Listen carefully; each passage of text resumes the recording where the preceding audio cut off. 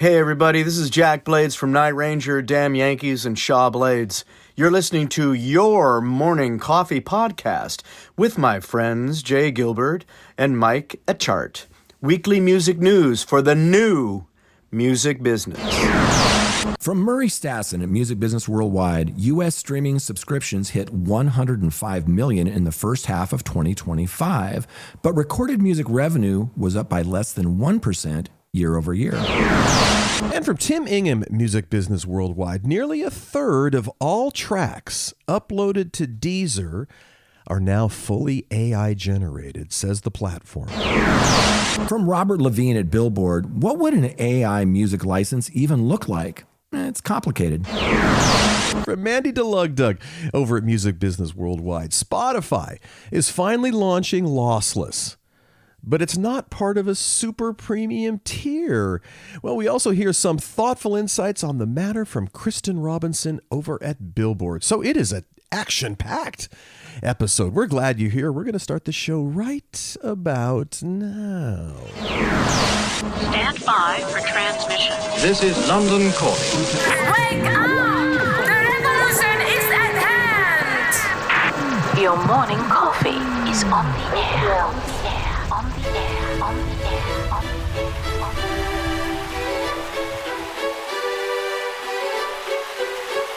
Standing by.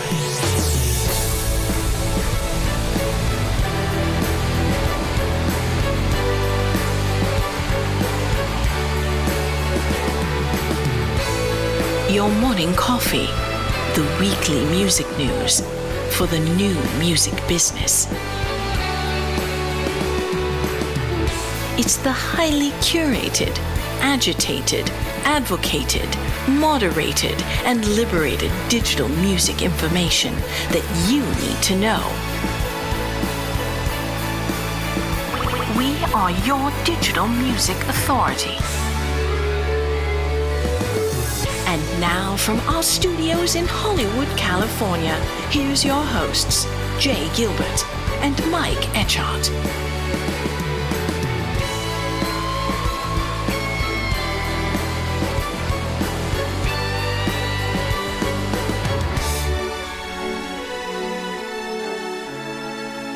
Well, Jay, it is good to see you. We've been talking for, more than an hour. We got caught up. We just got caught up. Which is good. No, it was such a busy week. You know, we had the Trapital Summit. You know, we had so many great stories that were dropping, and you and I had a lot to catch up on. Speaking of the Trapital Summit, man, that was good. We really had a great day. Thank you to Dan Runcie. Trapital puts on the summit. This is the second annual one. He had some killer guests. Our friend Tatiana Cirasano was there, and she even moderated some. Elliot Grange, CEO of Atlantic. Oliver Schuster, who's the VP of Apple Music and does international there. Andrea Gleason, the CEO of TuneCore. They had the CEO of Udio, and I learned from Andrew Sanchez that I've been pronouncing that wrong. But he told us, look, if you're not part of the company, you probably don't know. It's not Udio, it's Udio. Yes, well, and just hats off to Dan Runcie, because, of course, it's hard enough to put one of those things on, especially when the place you're going to do it goes out of business and you have to switch at the last minute. So Exactly. Good for Dan. That's awesome. Good for him. Of course, we have 2 bonus episodes coming soon. Tatiana Cirasano of Media and Sherry Saidi and Nick Lipman from VerseWire. Both of those will be coming very shortly. It's going to be very good episodes that you will not want to miss. Yeah, I'm really excited about those. We don't talk about the Music Biz Weekly podcast very often here, not by design, but it's the one that I do with Michael Brandvold, and we have a lot of fun doing that, and it's really more for DIY developing artists. But this last week we had a really special episode. We interviewed Derek Schulman. And if you don't know Derek Schulman, I first became aware of him as the singer of Gentle Giant, if you remember that band. But over the years, he's worked with Polygram and other companies. And, he signed bands like Bon Jovi and Cinderella and Pantera. Check out the Music Biz Weekly podcast this week, our interview with Derek Schulman. It's super interesting. Yeah, he is a very interesting cat. And again, it's rare that you see an artist who performs in bands and had a successful recording career jump over to the other side. And he has done that and did that. Some interesting stories that caught our attention. The first from Mandy DeLugdug over at Music Business Worldwide. Spotify is finally launching Lossless, but it's not part of a super premium tier. So they finally added lossless audio to the platform. The new feature comes amid Spotify's ongoing efforts to develop a new super premium tier, possibly branded as Music Pro, previously reported to be launching as soon as this year. Yeah, despite reports that the company would likely gate Lossless behind a higher price subscription tier, the feature will be available for premium subscribers starting Wednesday, that's September 10th, in select markets. Yep. So the streaming company said on Wednesday that lossless listening will be gradually rolling out to more than 50 markets through October. As previously expected, Spotify's audio upgrade supports streaming up to 24-bit 44.1 kilohertz FLAC quality, matching its rivals. Whatever that is. I know you understand these bit rates and all of that stuff. I'm sure it's going to sound great. It's more better. It's more better. So also this week, our friend Kristrin Robinson over at Billboard. If you don't subscribe to her Machine Learning's newsletter, what are you waiting for? It's really good and it's free. Anyway, Kristrin posts these little sound bites on social media, and she weighed in on this particular story, and I thought it was really well put. So here's Kristrin Robinson. Spotify finally did it. They are now offering high-fidelity listening to premium users in select markets, including the US, starting today. And I wrote it up for Billboard this morning, so here's some of the important context. And you might be asking yourself, I feel like I've heard about this before. And that is because you have. In February 2021, at Spotify's Stream On event, which is where they basically make all their big announcements for the year, they announced that they were coming out with a high-fidelity listening tier, and they used Billie Eilish and Phineas to demonstrate. They said that it would be out in select markets later that year, but didn't give an actual date. End of 2021 came and went, nothing happened, no announcements were made. Then in early 2022, Spotify very quietly announced on a community board that they were basically delaying this indefinitely. Back then, when high fidelity listening was first announced at Spotify, a lot of people were very excited in the music industry because the high fidelity listening, for many people, felt like an opportunity for Spotify to charge more for users. At the time, $9.99 was still the price tag, and people thought that, if we could offer more services for a higher price tag, then that means that artists can earn more. And they weren't wrong to think that, because Tidal in 2015 launched a high fidelity listening experience for a higher price tag. In 2019, Amazon Music launched Amazon Music HD, which costs more than its usual premium offering. But this all came crashing down in May 2021, so remember, this was originally announced by Spotify in February 2021, and then in May 2021, competitor Apple Music announced, hey guys, we're going to offer high-fidelity listening, but we're not going to charge you for it. We can just slip it in. The problem for Spotify in the whole streaming race is that they don't really have anything else to fall back on. They have to make money on their music streaming subscriptions, whereas Apple and Amazon, their two biggest competitors, can do this all as a loss leader. So Apple went for it. They were like, okay, whatever the price tag is right now, we're gonna keep it. We're gonna give you high fidelity listening of millions of songs for free. And then that same day, Amazon Music decided, hey, we're not gonna charge you anymore for high fidelity listening. And then poof. Basically the idea that Spotify could possibly charge users more and make more money in the process, and artists could make more money in the process as well, went away. Then it continues. In 2023, Bloomberg reported that a super premium tier option was in the works. This would include high fidelity listening, but also a ton of other bells and whistles. In 2025, this has not come to fruition. And some of the features that seemed like they would be offered on this super premium tier are now just part of premium, like lossless audio. So I don't know. I don't know where the super premium tier is or if it's ever coming, but yeah, lossless audio. So thank you, Kristrin, or at least thank you for letting us steal that. Speaking of Billboard, their lead analyst is a friend of ours, Glenn Peoples, and he writes one of our favorite newsletters, The Ledger, and we talk about that pretty regularly. And in The Ledger this week, he talks about streaming superfan products and all of that, and it's super interesting. The headline was, streaming superfan products have been discussed for years, so where are they? So he starts it off by saying, Even though the talk about superfan streaming began in earnest only in 2024, it seems like I've been hearing about it for years. In fact, superfans, albeit by different names, have been a topic of discussion in the music business for well over a decade.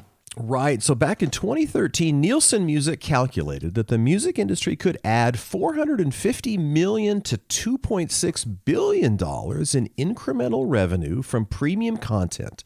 These music aficionado fans would pay extra for things such as exclusive in-studio footage while an artist is recording an album, the kind of thing that is commonly posted to social media today. Right. Glenn goes on to write that the Nielsen study reflected the technology of the time. Compared to today, streaming platforms were fewer in number, smaller in stature, and not places where superfans spent much money. So Nielsen Music focused on crowdfunding platforms like Kickstarter and Pledge Music and the ways they could attract more dollars for artists, things like pre-orders, limited edition items, signed merchandise, and handwritten lyrics.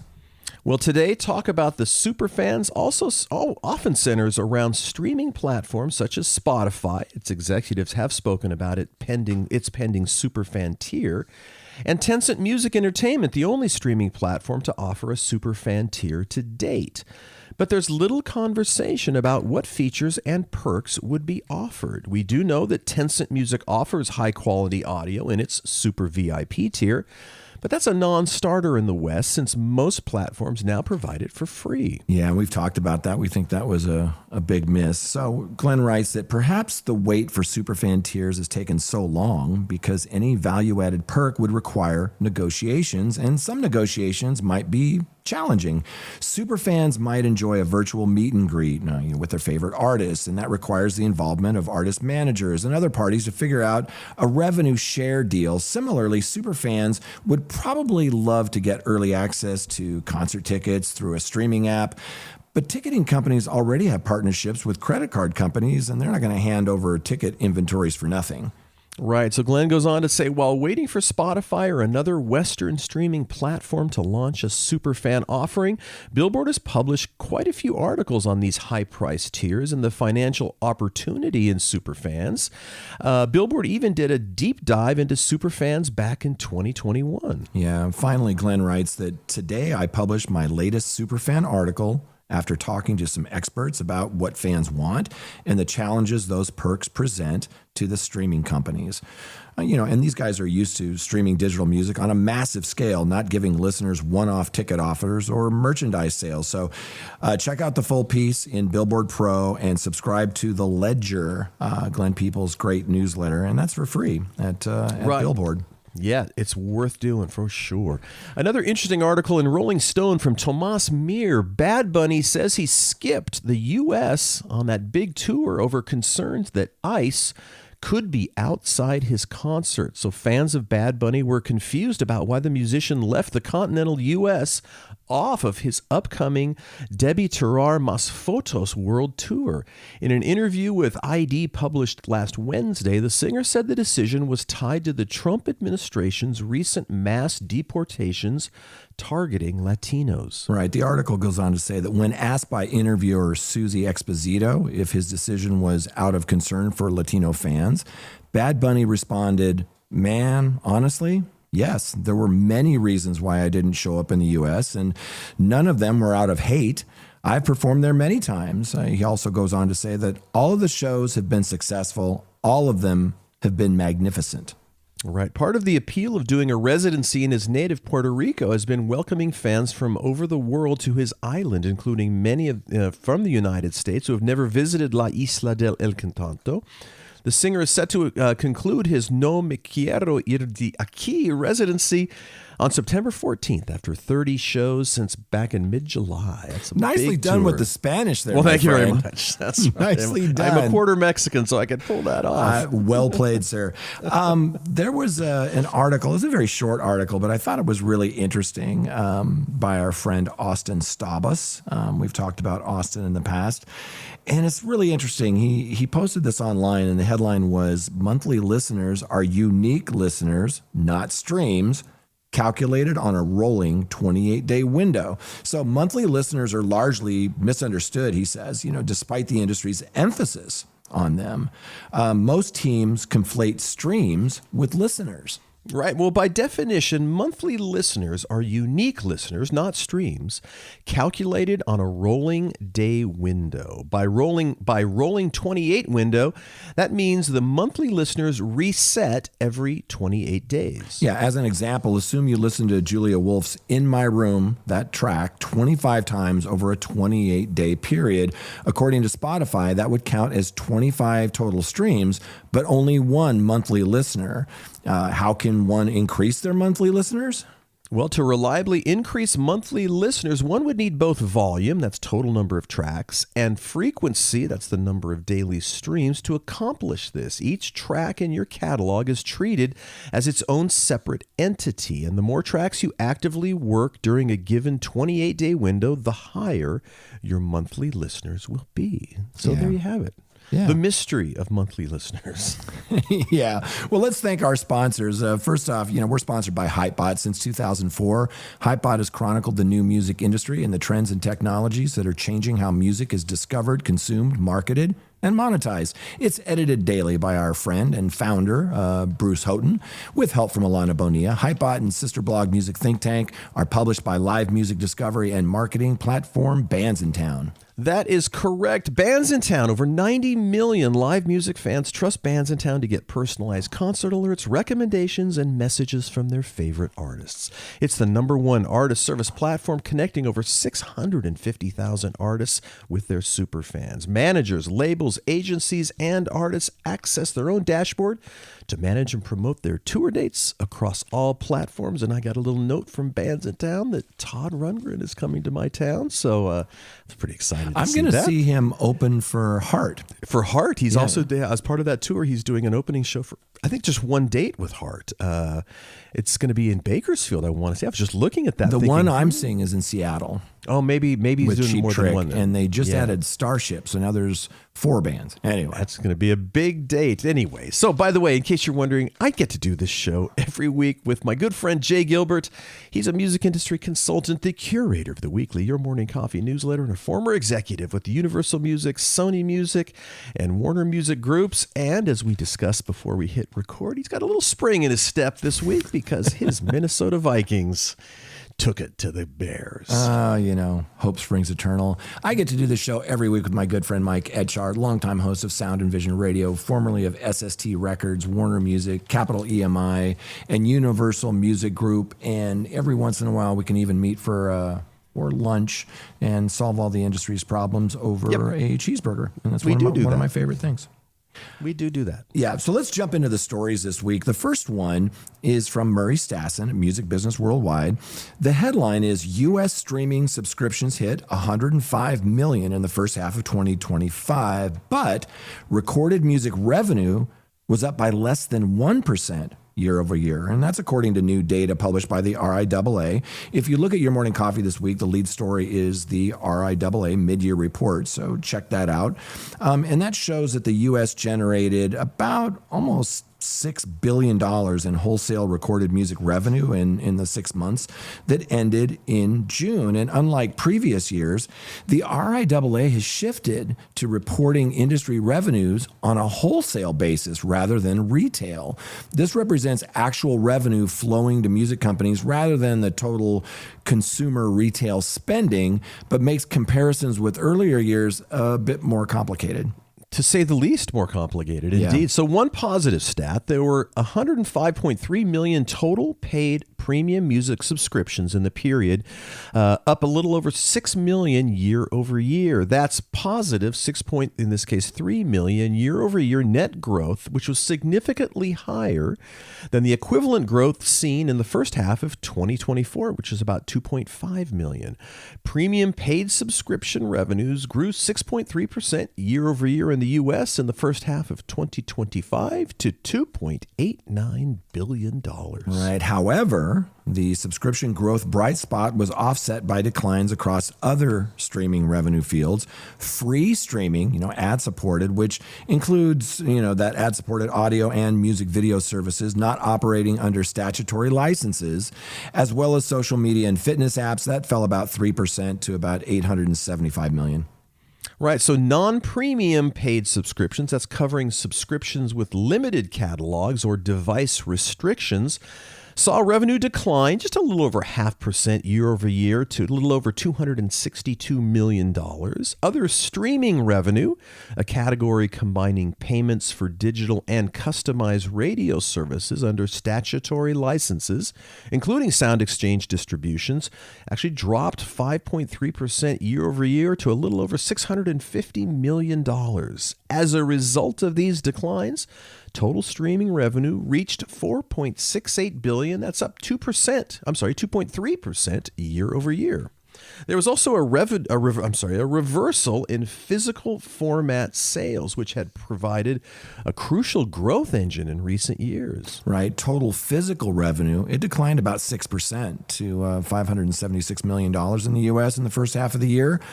Within that figure, vinyl sales, which have been a rare bright spot for the industry over the past 10 years, it fell 1% year over year in both units and also in dollar value terms. Right. So CD sales continued their decline, dropping 22% year over year in both units and revenue.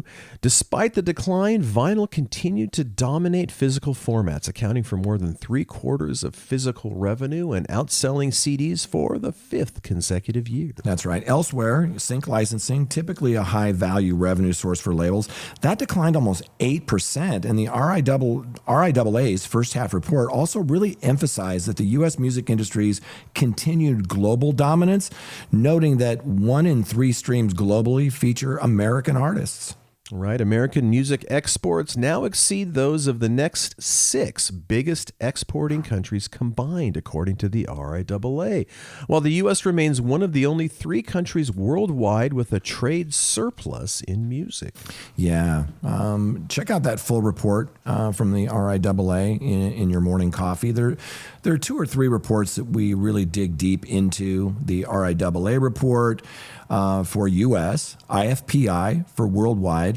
But, you know, Mark Mulligan over at Media puts out some really great reports, and he's been really good about coming on and breaking those down for us.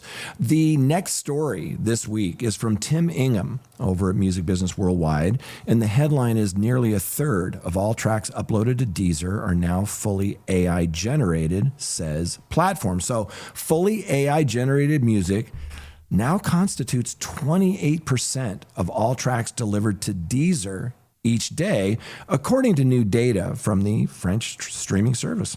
Right. Well, Deezer says it now receives over 30,000 fully AI-generated tracks daily. That's almost worth repeating. 30,000 fully AI-generated tracks daily, marking a sharp increase from the 20,000 figure it recorded just back in April and the 10,000 it disclosed in January when it first launched its proprietary AI detection tool. That's right. You and I were at Music Tectonics, and we were talking to the guys over at BeatDAP, and we talked to some of these folks that were really monitoring this situation really closely. And it was about 10,000 that was being reported, but sort of the people, you know, the conversations we were having over lunch, they were saying, yeah, it's probably double that. So according to the platform, up to 70% of the plays for these fully AI-generated tracks have been detected as fraudulent, and with the company filtering these streams out of royalty payments. That's good news. Right, although fully AI-generated music currently accounts for only around 0.5% of all streams on Deezer, the platform believes the primary purpose of uploading these tracks is fraudulent activity rather than genuine creative expression. Right, Deezer's new numbers imply that it receives around 107,000 new tracks each day in total on average. That's in the same ballpark as the data issued by Luminate that we talked about earlier this year, which indicated that approximately 99,000 new ISRCs, that's the unique identifier on the master side, were being delivered to platforms every 24 hours on average. Indeed, the difference between the two numbers could represent the growth in volume of what they call AI slop that's hitting services this year. I still love that word, yeah. AI slop.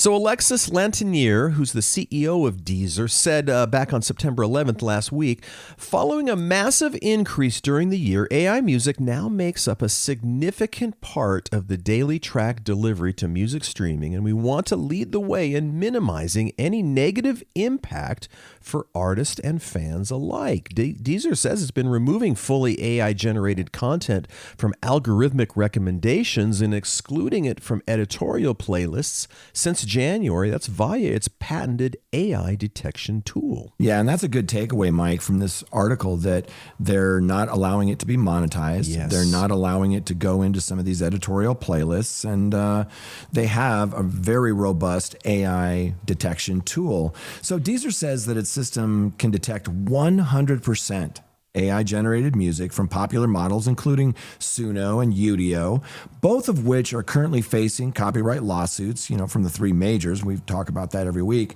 In June, Music Business Worldwide reported on several AI-generated quote-unquote artists, right, with substantial numbers on Spotify, including AI country act Aventis, which racked up more than 1 million monthly listeners on Spotify. Right, Aventis's, that's a hard one to say. A monthly listener number on Spotify has since halved to just 520,000.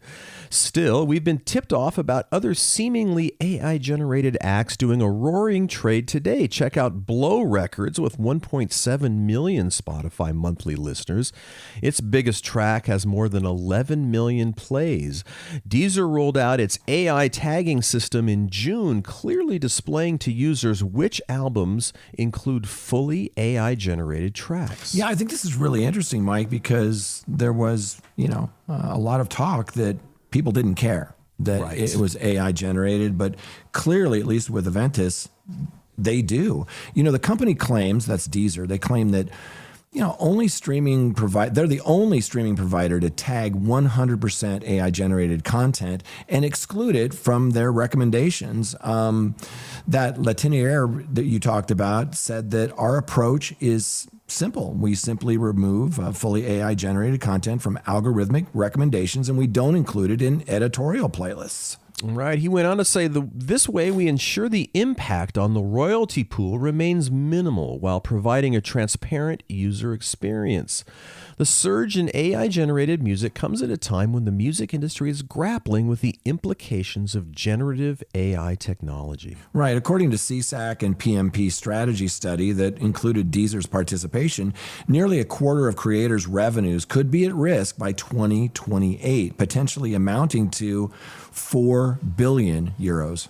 Right. Deezer has been among the most aggressive streaming services in detecting AI-generated content, building on its broader efforts to combat low-quality uploads. Yeah, that's super, super interesting. And kudos to Deezer for being important. Yes. They're taking that stand early on. Our next story is from Robert Levine over at Billboard. And the headline is, what would an AI music license even look like? And he says, it's complicated. As courts rule on whether tech companies need to license works to train their AI algorithms, rights holders are starting to think about how these deals might work. Right. To get a sense of how complicated it is to grant an AI company a license to train its algorithm on copyrighted work, imagine for a moment that you run a European collecting society that distributes royalties to songwriters and publishers. For the sake of this example, let's say this organization is called Complex, the Cooperative for Original Music Publishing Licensing Excellence, and that it represents public performance and mechanical rights for the fictional country of Fredonia, which it licenses for revenue of about $300 million a year. I like this exercise. Stay with us, folks. Many AI companies are already scanning the work that you control.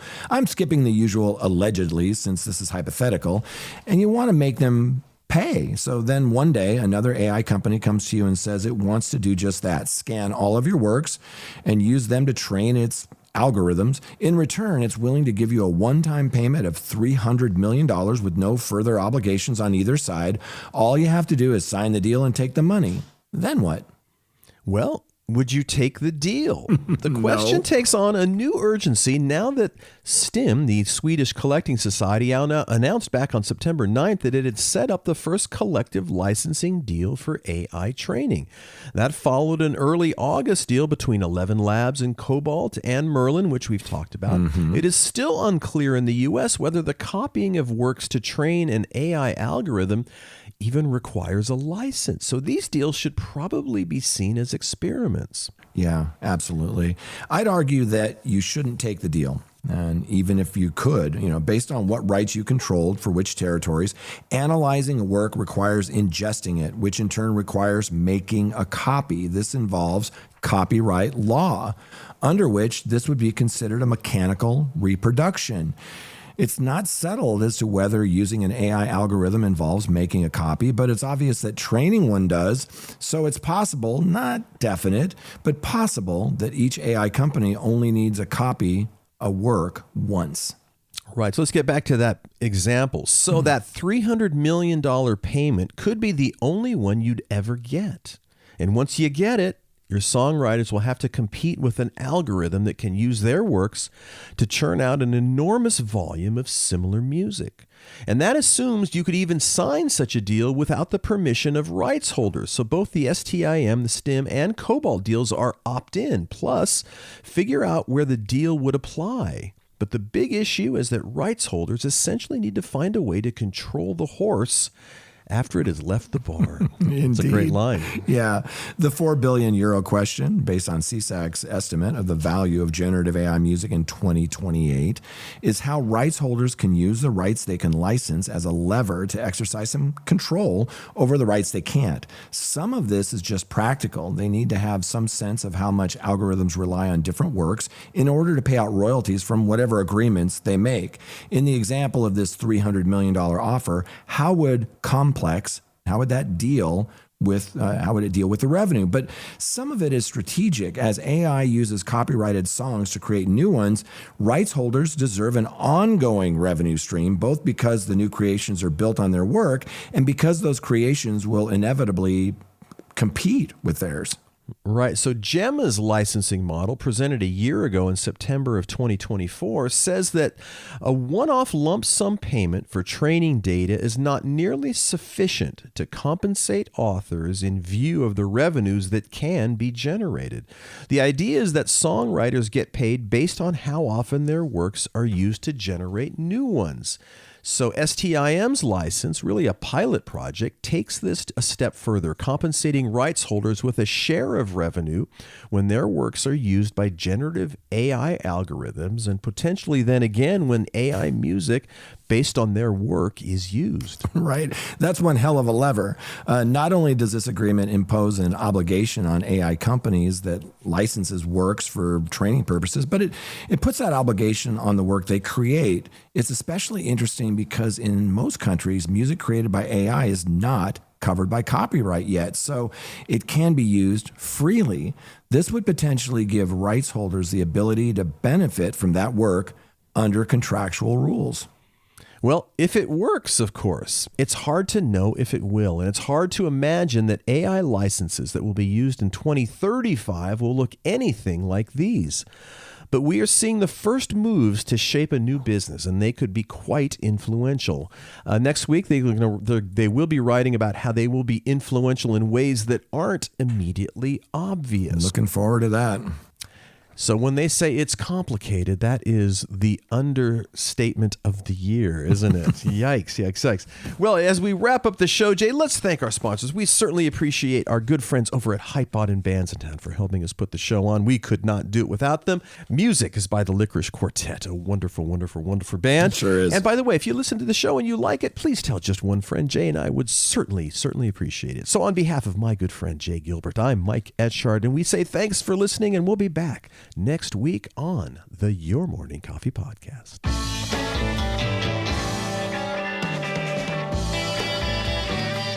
You've been listening to Your Morning Coffee, the weekly music news program for the new music business.